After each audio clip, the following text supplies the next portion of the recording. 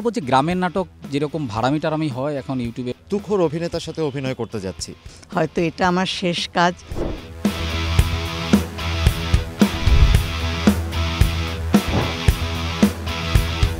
এই নাটকটা লিখেছেন আমাদের বৈশাখী টেলিভিশনের উপব্যবস্থাপনা পরিচালক এবং প্রধান সম্পাদক টিপু আলম মিলন স্যার। তো এই গ্রাম এবং শহরের মূল বিষয়বস্তু, মানুষের ইমোশন, ফিলিংস, এটা নিয়েই আমাদের এই গল্প।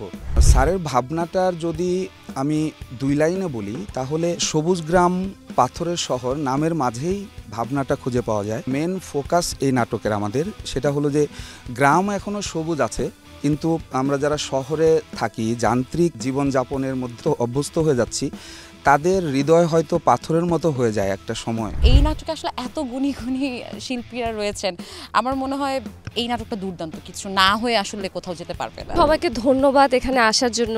মম আপু যেটা বললো, এই শীতের মধ্যে কষ্ট করে এসেছেন।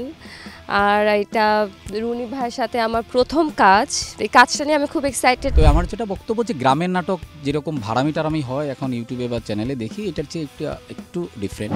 আসলে আমাদের স্ক্রিপ্টটা অনেক সুন্দর, সবাই অনেক দোয়া করবেন। আমাদের যে মূল দায়িত্ব, সেই দায়িত্বটা যেন আমরা ঠিকঠাক পালন করতে পারি। লাইক কোনো কিছু শেখানো দর্শককে, কোনো কিছু মেসেজ দেওয়া, কোনো ভালো কিছু। তো খুব ভাল লাগছে আমাদের এই গল্পে কাজ করে।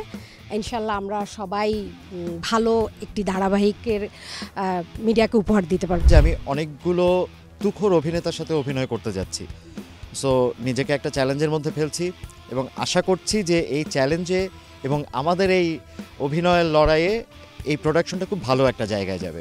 একটা নাটক আসলে তখনই ভালো হয় যদি টিম ওয়ার্কটা ভালো হয়, কারণ এইটা একক শিল্প না। এটা সবাই মন প্রাণ দিয়ে যদি কাজ করে তাহলে ডেফিনেটলি এই প্রোডাকশনটা ভালো হবে, আমি বিশ্বাস করি। হয়তো এটা আমার শেষ কাজ। আমার কান্না পাচ্ছে, মানুষ অনেক আনন্দে কাঁদে, আমারও সেই রকম অনেক আনন্দ। আমি এমন একটা সুন্দর চরিত্র, কারণ এই ধরনের চরিত্র এখন নাটকে থাকে না।